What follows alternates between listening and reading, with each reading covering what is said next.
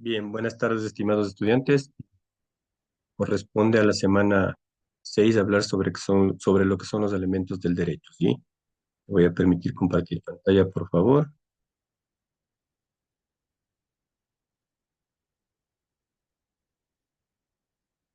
Ok, bien. Eh, para la tarde de hoy vamos a hablar sobre qué son los elementos del derecho, ¿sí? Como consta en el sílabo y en la guía metodológica, estamos siguiendo paso a paso los lineamientos que se han determinado para la enseñanza-aprendizaje de ustedes, ¿sí?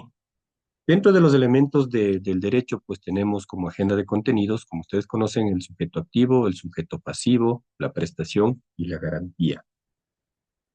Como objetivo de esta clase o de este encuentro es conocer los elementos del derecho. Bien, como tema número 3, dentro del desarrollo ya en sí, vamos a hablar sobre lo que es el sujeto activo. Nos habla y manifiesta la norma jurídica de que el sujeto activo necesariamente para que cumpla esta condición tiene que ser una persona en sí, ¿sí? Persona natural o persona jurídica. Cuando hablamos de persona natural somos todos nosotros. Cuando hablamos persona jurídica, los que están bajo una dependencia de una entidad, ¿sí? Eh, para entender mejor el beneficiario de la norma jurídica, que es la persona, ¿sí? Que cumple este requisito sine qua non, que es necesariamente que tiene que ser persona, se beneficia de la norma jurídica y da cumplimiento a la regla del derecho, ¿sí? Una vez que establecemos lo que es la persona natural, sea esta natural o jurídica, son beneficiarios de la norma jurídica y al ser beneficiarios de la norma jurídica, dan el cumplimiento a la regla del derecho. Dentro del sujeto pasivo tenemos tres ítems en los cuales vamos a desarrollar y hablaremos de que el sujeto pasivo está en la obligación de cumplir la norma, ¿sí? Esta relación nos trae y nos indica que sufre el imperio de la regla jurídica, igual que el sujeto activo que vimos en la lámina anterior, ¿sí?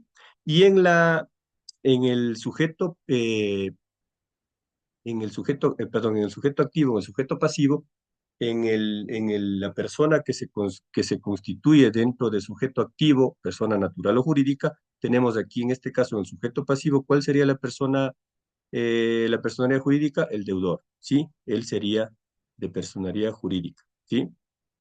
Dentro del tema número 5 vamos a hablar de lo que es la prestación y nos habla que la prestación es un objeto de regla jurídica, es de abstención a la actividad a que está obligada el sujeto pasivo en beneficio del titular del derecho del sujeto activo, ¿sí?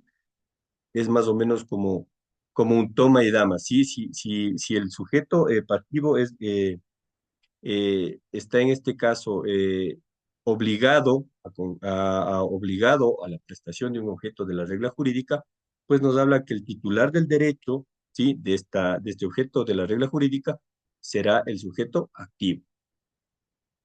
Bien, cómo se clasifica la prestación? Y tenemos que la prestación se clasifica en dar, de hacer y de no hacer. ¿Qué nos habla en dar? De dar el deudor se obliga a transferir a su acreedor un derecho real sobre una cosa. ¿Sí? ¿Cuáles son los derechos reales? Es el contrato, por ejemplo, para ejemplarizar, sería el contrato de compra y venta, ¿sí? De un bien o de una casa, ¿sí? De hacer, se obliga para que el acreedor efectuara una determinada acción por la ley. Es decir, esto sucede, para ponerles un ejemplo, cuando nosotros a una entidad bancaria, pues para obtener algún bien lícitamente, desde luego, pues vamos, el acreedor sería una cooperativa, un banco, ¿sí? Entonces, de hacer, nos habla la clasificación de la prestación, de hacer es la obligación de su acreedor a efectuar una determinada acción de la ley. Es decir, si usted quiere un préstamo, quiere una hipoteca, pues está obligado a pagarla, porque la ley así lo exime.